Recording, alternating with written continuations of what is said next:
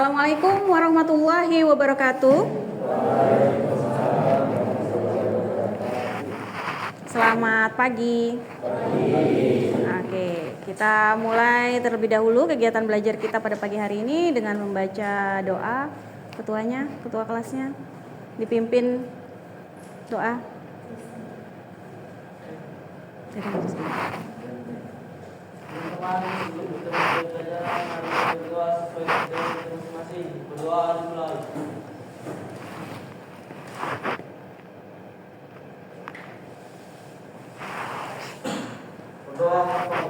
Ya.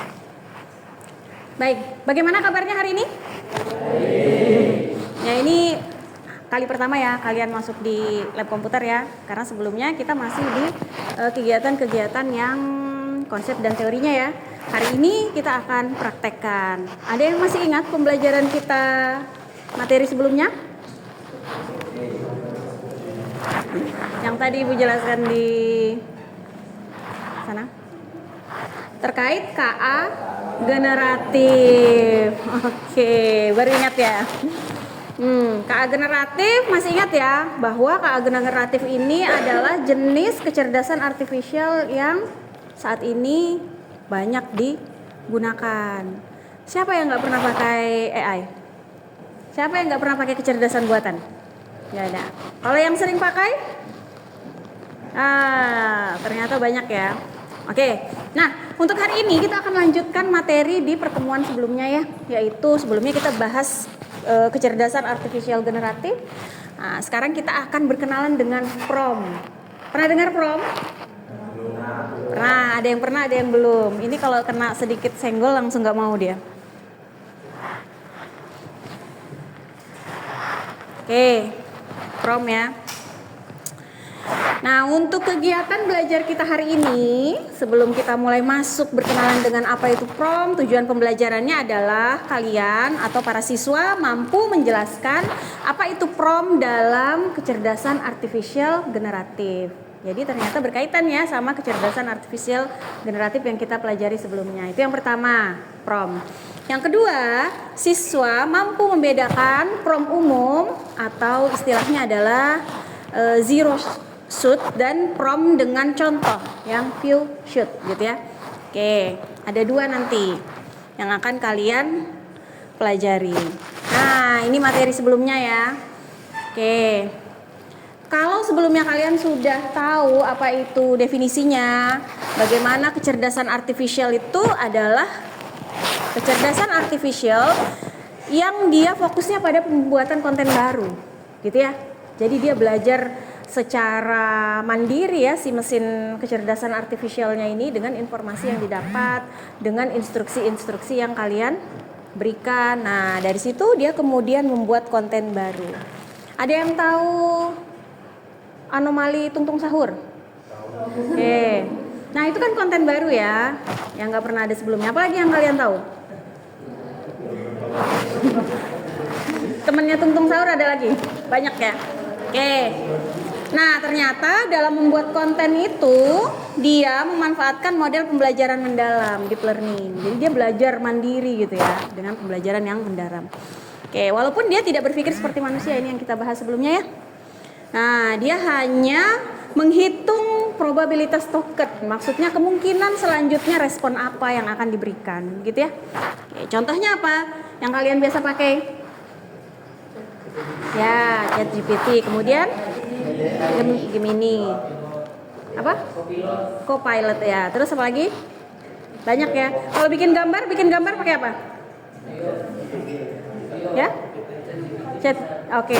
Cuma Ibu berapa waktu terakhir itu pakai kok dia agak lambat gitu ya. Mungkin karena banyak penggunanya ya. Hari ini kita coba nanti pakai Gemini ya.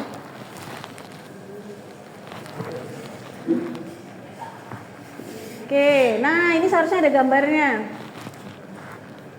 Ada gambarnya.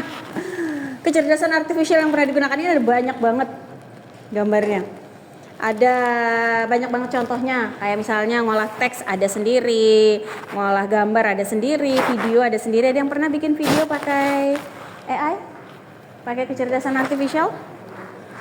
Belum ya, nanti kapan-kapan ya. Kita akan coba. Nah, hari ini kita akan belajar prom. Prom itu apa sih? Nah, sebelum belajar prom, jadi ada istilahnya tuh prompting. Kalau kalian itu pakai platform apapun ya, kecerdasan artifisial yang kalian gunakan, itu kan kalian mengetikkan teks gitu ya. Teksnya itu sebenarnya apa sih? Semacam perintah ya. Atau kalau di sini adalah cara kita berbicara dengan kecerdasan artifisial. Itu disebut prompting. Dan yang kalian tuliskan itu dinamakan prompt ya. Nah, di sini definisinya, prompt adalah perintah atau instruksi yang diberikan kepada model kecerdasan artifisial untuk menghasilkan keluaran output yang diinginkan. Paling sering kalian nanya apa? Ngobrol sama AI, ngobrolin apa? Tugas, oke. Kalian kasih dia soal-soal gitu ya, terus diminta untuk kemudian memberikan jawaban. Oke. Sebelumnya bisa dicek dulu kan? Kameranya ibu itu nyala apa enggak? Oke, ya. Nah, artinya kemudian dia memberikan output sesuai dengan yang kalian inginkan nggak? Ya, paling tidak dia berusaha menjawab ya, walaupun kadang jawabannya belum sesuai, kadang sudah sesuai, kadang masih harus diolah lagi. Oke, apa sebenarnya yang harus dilakukan ketika kalian itu berbicara dengan kecerdasan artifisial atau ketika kalian menuliskan prompt? Nah, di sini ada ya. Pertama, kalian harus pakai aspek kejelasan, harus jelas, ya. Kalau kalian pakai bahasa yang tidak jelas, pastinya dia juga bingung gitu ya. Nah, bahasanya harus lugas dan tidak ambigu. Kemudian yang kedua, spesifisitas. Semakin spesifik, semakin baik. Semakin detail, semakin baik. Yang ketiga, kreativitas. Nah, kreativitas ini yang sebenarnya paling bagus dengan cara belajar, banyak sharing. Karena jadi kalian jadi tahu, oh ternyata ada cara prompt yang hasilnya lebih baik. Gitu ya. Kalian pernah nggak sharing sama temen gitu, nyari tahu gimana sih caranya supaya dapat jawabannya tuh kayak jawabanmu yang lebih bagus, jawabanku kok kayaknya beda. Pernah kayak gitu? Jadi kalian kemudian apa? Sharing apanya? Promptnya. Oke, sharing perintah promptnya ya. Nah, berarti disinilah peran kreativitas itu bermain. Bisa jadi antara satu dengan yang lainnya, walaupun tahu sama-sama cara menggunakan kecerdasan artifisial, tapi bedanya di kreativitas. Oke.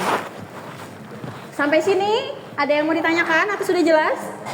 Oke, prompt itu sebenarnya cuma sesimpel perintah atau bahasa yang kita gunakan kepada kecerdasan artifisial, ya.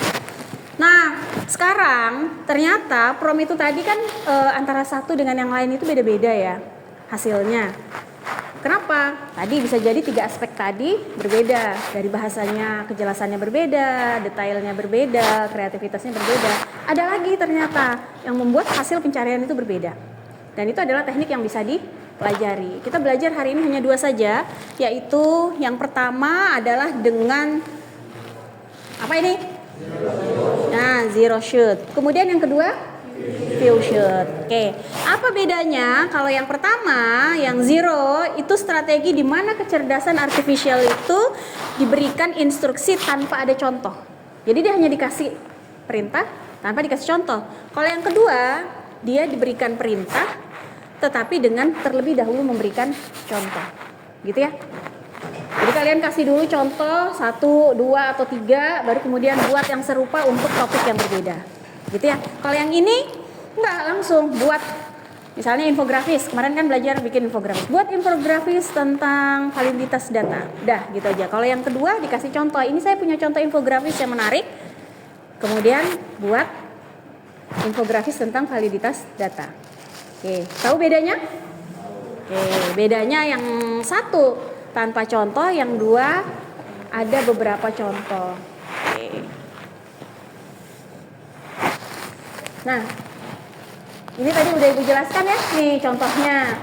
Misal sama-sama bikin gambar tentang alam. Ini juga ada gambarnya sebenarnya, nggak tahu kok nggak tampil. Nah, sama-sama bikin, kita minta kecerdasan artifisial untuk bikin gambar. Habis ini kalian praktekkan ya. Yang pertama, yang tanpa contoh, yang zero shoot. Nah, itu buat gambar tentang alam pedesaan. Kalau kalian lihat di sini instruksinya bersifat umum, tanpa contoh dan gambaran detail. Hasilnya seperti apa? Nah, harusnya ada tambahan di sini. Ya, hasilnya itu adalah suka-suka dia. Mau yang penting itu adalah tampilan pedesaan. Nah, yang kedua, dengan menambahkan beberapa contoh. Kalian pengen gambarnya yang realistis. Terus kalian punya contoh gambar yang menurut kalian oke, baik itu gambar asli yang diambil dengan kamera ataupun gambar yang dibuat ya, ataupun juga gambar hasil kecerdasan artifisial orang lain. Oke. Nah, dari situ kalian bisa kan ya kalau di kecerdasan artifisial tuh masukkan gambar, bisa kan? Oke, masukkan dulu beberapa gambar contoh, baru kemudian kalian kasih promptnya. Gambarkan suasana pedesaan yang memadukan ketiga elemen di atas, pegunungan hijau berkabut, sawah padi menguning dengan petani bercaping serta anak-anak desa bermain di jalan tanah. Gayanya semi realistik dengan warna hangat dan alami. Nah, instruksi ini menambahkan 3 contoh dan instruksinya diperjelas. Apa yang akan terjadi? Harusnya lebih detail. Nah, sekarang buka dulu browsernya, buka Gemini, baru habis itu kalian coba ini, 2 ini, masing-masing. Sudah habis.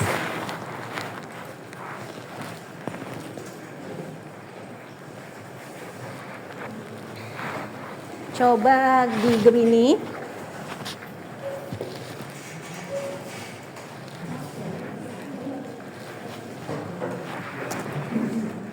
Kenapa? Loading. Bisa. Itu. Kita coba yang pertama, yang zero shoot. Buat gambar tentang alam pedesaan. Oke. Kita coba lihat nih bagaimana hasilnya. Jadi kalian hanya kasih dia instruksi tanpa kasih contoh dan tanpa kasih petunjuk yang lebih detail. Buat gambar tentang alam pedesaan. Nggak bisa internetnya? Yang nggak bisa ya nggak apa-apa sudah. Nah, ini nama nggak bisa nyala. Harus sign in. Oh, Gemininya harus sign in. Coba di HP kalian aja deh. Coba kita di HP kalian. Sebenarnya nggak apa-apa sih sign in, cuman ibu takutnya nanti kalian tuh lupa sign out gitu.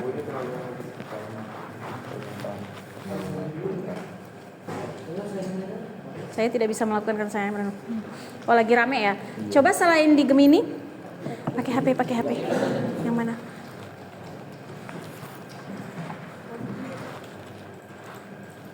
Kalau ibu tuh pakai yang pro, jadi ibu nggak bisa nyontohin ke kalian.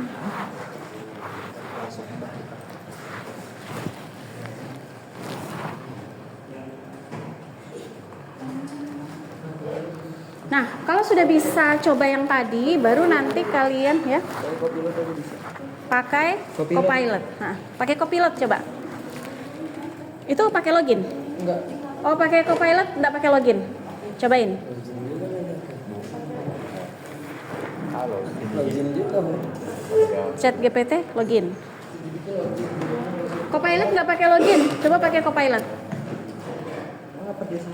Oke, nah sudah dapat gambarnya yang alam pedesaannya. Sekarang coba yang sekarang coba yang tadi pakai ini ya, tar. Coba browsing. Ini buat temennya yang udah browsing gambar-gambar yang bagus, bukan? Pakai ini terbaru. Gambar pemandangan yang bagus menurut kalian yang.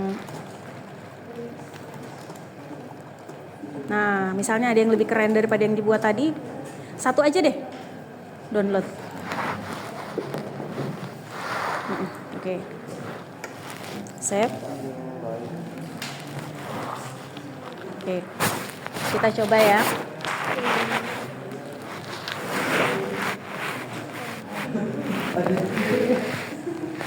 Nah, kita coba itu jadikan gambar untuk inputan di Copilot, di kecerdasan artifisialnya.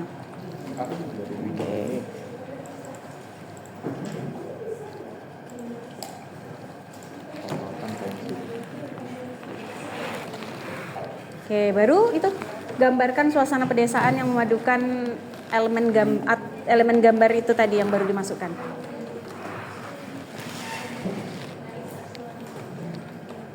Yang memadukan elemen gambar di atas.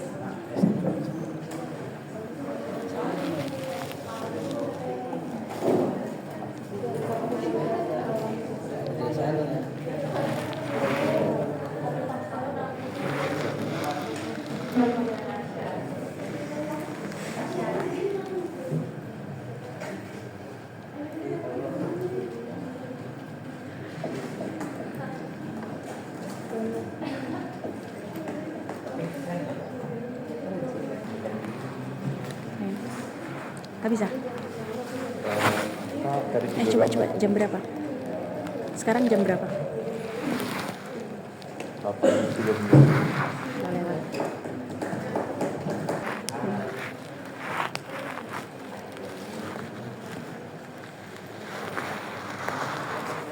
Oke, ada satu yang sudah, ada dua juga sudah ini ya. Oke. Maaf ya. Masih loading. Nah,